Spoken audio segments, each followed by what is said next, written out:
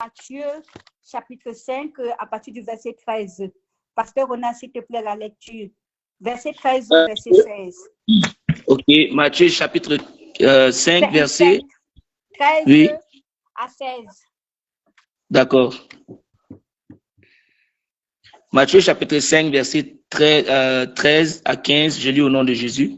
À 16. À 16. À 16. Ok. Et on n'allume pas une lampe pour la mettre sous le boisseau, mais on la met sur le chandelier. Et elle éclaire tous ceux qui sont dans la maison.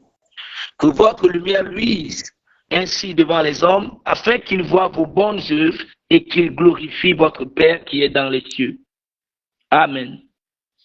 Amen. J'ai dit 13, mais tu as sauté. Je vais reprendre la lecture. La lecture dit, Matthieu 5, à partir du verset 13, dit, « Vous êtes le sel de la terre, mais si le sel perd sa saveur, avec quoi la lui rendra-t-on? Il ne sert plus qu'à être jeté dehors et foulé aux pieds par les hommes. Vous êtes la lumière du monde. Une ville située sur une montagne ne peut être cachée. Et on n'allume pas une lampe pour la mettre sous le boisseau, mais on la met sur le chandelier et elle éclaire tous ceux qui sont dans la maison. Que votre lumière luise ainsi devant les hommes, afin qu'ils voient vos bonnes œuvres et qu'ils glorifient votre Père qui est dans les cieux. Parole de l'Éternel Dieu Tout-Puissant. Amen. Amen. Nous avons... La lumière, c'est quoi? La lumière, c'est Dieu. La lumière, c'est la vérité. La lumière, c'est l'amour. La lumière, c'est la justice. La lumière, c'est l'espoir. C'est ça la lumière. Chacun de nous est une lumière. Et si tu es la lumière, la parole dit dans le verset, je crois 14, qu'on n'allume pas une lampe pour la mettre sous le boisseau. Le boisseau représente ici un récipient avec lequel on peut couvrir la lumière. Et si la lumière est couverte, elle devient ténèbres. Et dans les ténèbres, on ne peut rien voir. Dans les ténèbres, on ne peut pas agir. Dans les ténèbres, on ne peut rien faire. Dans les ténèbres, rien ne peut se construire dans les ténèbres. De la même façon que la parole dit encore, vous êtes le sel. Le sel a cette saveur-là. Le sel est capable, le sel est ce qui nous redonne, qui donne aux aliments la saveur. Quand on parle d'abord comme ça donne aux aliments une saveur. Ça rend l'aliment encore plus savoureux. Alors imagine-toi en Christ, tu dois être plus savoureux. Tu dois être celui-là que quand on s'approche, on a envie d'y rester. Tu dois être celui-là que quand on s'approche de lui, on a envie de se coller à lui, de ne plus jamais le quitter. Tu dois être ce sel-là qui assaisonne toutes les personnes qui sont autour de lui. Tu dois être le sel-là qui donne l'envie à tout le monde de venir à Christ. Tu dois être le sel-là qui est capable de ramener du monde à Christ. Parce que lorsque quelqu'un goûtera à ta saveur, à la saveur que tu es capable de donner, il aura envie d'y rester. Parce que toi, tu es la saveur. Toi, tu es le sel. Tu as la saveur du sel, tu as la bonne saveur, c'est-à-dire que tu es capable de parler. Tu dois avoir des paroles de saveur. Lorsque tu parles de Dieu devant quelqu'un, il doit être capable de savourer tes paroles. Il doit être capable de savourer les paroles qui sortent de ta bouche. C'est l'évangélisation. Ta parole avec le sel que tu es doivent être l'évangélisation. Tu es ce sel-là. Et nous, le sel, on doit demeurer. On doit tout faire pour conserver le sel qui est à nous. Conserver la lumière qui est à nous. Dans toutes les familles ici sur terre, il y a quelqu'un qui brille, qui luit plus que les autres. Jésus a dit que je suis la lumière. Mais il a aussi dit que nous sommes, que vous êtes la lumière. Il a dit que c'est lui le chemin, la vérité et la vie et qu'il est la lumière de ce monde. En même temps, il t'a dit à toi aussi que tu étais la lumière. Donc si tu es la lumière, tu es capable de briller. Tu es cette lampe-là qu'on est capable de poser sur un chandelier et elle éclaire tout le monde. Est-ce que en toi ta lumière brille encore? Est-ce que la lumière brille, la lumière de Dieu brille à nous? Je ne parle pas des ampoules qu'on met là. On a notre lumière à nous. Est-ce que cette lumière-là brille vraiment? Est-ce qu'elle brille comme il se doit? Est-ce que ta lumière éclaire tout le monde? Est-ce que tu es cette lumière-là qui attire les gens vers Dieu? Est-ce que tu es cette lumière-là qui donne envie aux gens, par ton témoignage, de venir vers Dieu? Est-ce qu'on est cette lumière-là? C'est la question que je veux qu'on se pose ce soir. Est-ce que tu es la lumière? Est-ce que tu es celle-là qui captive les gens avec des paroles savoureuses? Est-ce que tu es cette lumière-là que lorsqu'on te voit par rapport à toi, on voit toi en toi, on a envie de venir vers Dieu? Est-ce que par ta lumière, tu es capable de faire en sorte que ta famille change et que ta famille commence à croire en Dieu? Est-ce que tu es la lumière? Nous sommes la lumière. Jésus dit que vous êtes la lumière. Sa parole est claire. Il n'a pas tâtonné. Il a dit que nous sommes la lumière. Et peut-être que beaucoup d'entre nous ont déjà connu ce que c'est que d'être dans les ténèbres. Peut-être que beaucoup d'entre nous sont même dans les ténèbres. Peut-être que beaucoup d'entre nous sont dans les ténèbres. Mais il faut que nous sortons des ténèbres. Nous sommes à la fin de l'année. Peut-être nous avons passé 11 mois dans les ténèbres. Il est temps qu'on parte à la lumière. Il est temps qu'on récupère notre lumière. Il est temps qu'on commence encore à devenir celle-là savoureux, capable de ramener encore la vie, de redonner envie aux gens. On doit être ça. Il est temps pour nous. Nous sommes le dernier mois. Il est temps d'impacter le monde par notre lumière. Il est temps d'impacter le monde par le sel que nous sommes. Amen. Il est temps. Amen. Il est temps que le monde Amen. soit impacté par nous. Il est temps que le monde soit impacté par nous. La lumière, est-ce que quelqu'un me dit, rester comme ça? Moi, je peux donner un témoignage. J'ai rêvé un jour que le président de mon pays m'a remis une somme d'argent. Quand j'étais avec ma mère, j'étais dans la lumière, c'est-à-dire que je comptais bien l'argent. Dès que mon ex s'est mis à côté de moi, je me suis retrouvée dans les ténèbres. Et dans les ténèbres, je ne comptais rien. J'avais l'argent en main, mais je ne pouvais pas compter. Ça veut dire que dans les ténèbres, on ne peut absolument rien construire. On ne peut absolument rien faire. Et tu ne peux pas avancer parce que dans les ténèbres, qu'est-ce que tu vois?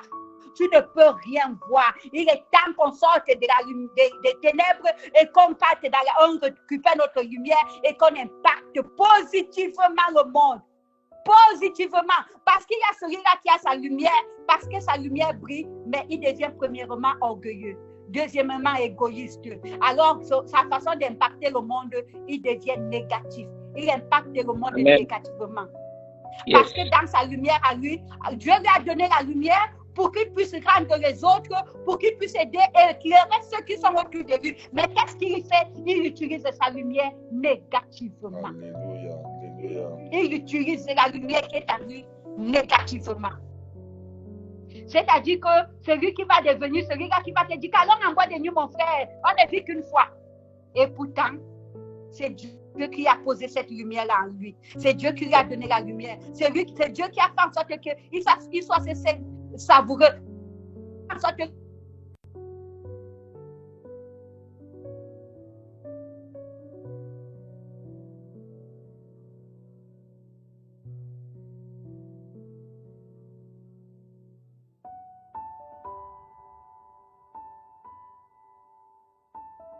positivement veut dire que ce n'est pas pour servir le monde, mais c'est pour servir Dieu. C'est pour servir Dieu au nom de Jésus. Ta lumière, ce n'est pas pour servir le monde. Ce n'est pas pour faire les choses du monde. Ce n'est pas pour te faire.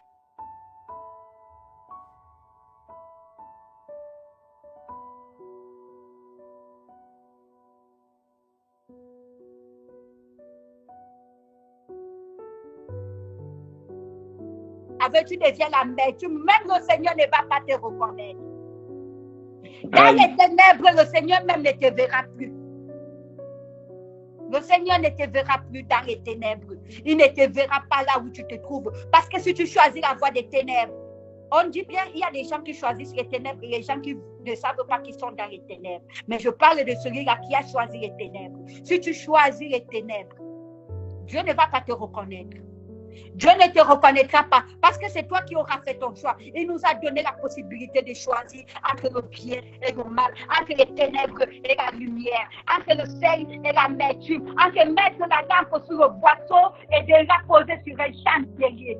Il nous a donné cette possibilité-là. Et il nous a donné l'autorité encore qu'on pouvait marcher sur les serpents et les scorpions et sur toute puissance de l'ennemi. Ça veut dire qu'on peut s'auto-délivrer. Amen. Le Seigneur nous a donné ça.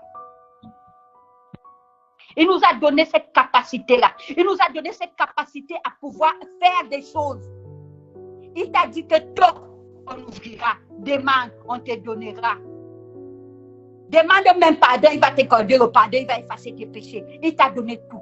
Mais lorsque tu choisis le mauvais chemin, lorsque tu décides que non, avec Dieu, il faut aller ailleurs, alors le Seigneur ne te voit pas parce que tu as décidé d'entrer dans les ténèbres. Tu as décidé d'être l'amertume parce que quand il n'y a pas de sel, ça n'a pas de goût. Soit ça amer, ça n'a pas de saveur.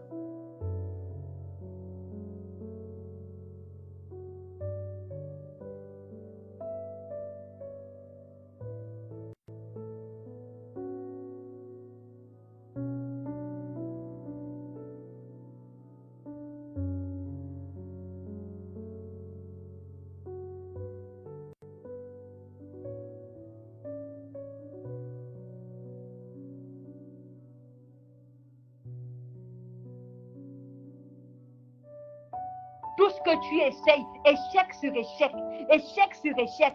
En même temps, c'est toi qui es dans les ténèbres. Tu veux avancer, mais tu ne vois pas la route.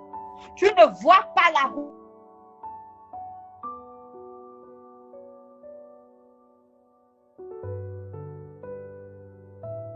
Une fois que tu veux faire ça, rien n'aboutit parce qu'on a déjà couvert ta lampe. Il est temps de se lever. Peut-être que pendant les 11 mois que nous avons passés, on a tout essayé, tu as tout essayé, rien n'a marché. Nous sommes au dernier mois de l'année.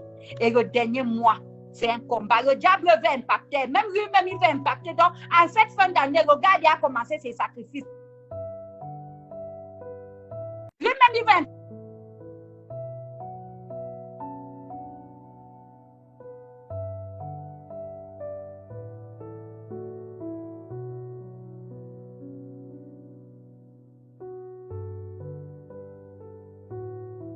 C'est à nous qu'on doit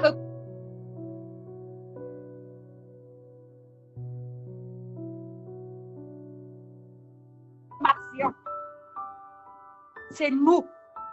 C'est maintenant à cette fin d'année qu'on doit prouver que peut-être que pendant les 11 mois, le diable nous a couverts sans qu'on ne sache. Mais aujourd'hui, mon frère, ma soeur, tu vas sortir des ténèbres. Voilà pourquoi je vais encore te demander de te lever ce soir. Tu vas prier le Seigneur de te sortir des ténèbres dans lesquelles tu te trouves. Si les ténèbres viennent de ta famille maternelle, si les ténèbres viennent de ta famille paternelle, si les ténèbres viennent des connexions que tu as eues par-ci, par-là, nous tous, nous connaissons comment nous avons marché. On va demander au Seigneur de nous sortir des ténèbres, de nous sortir de là pour que nous puissions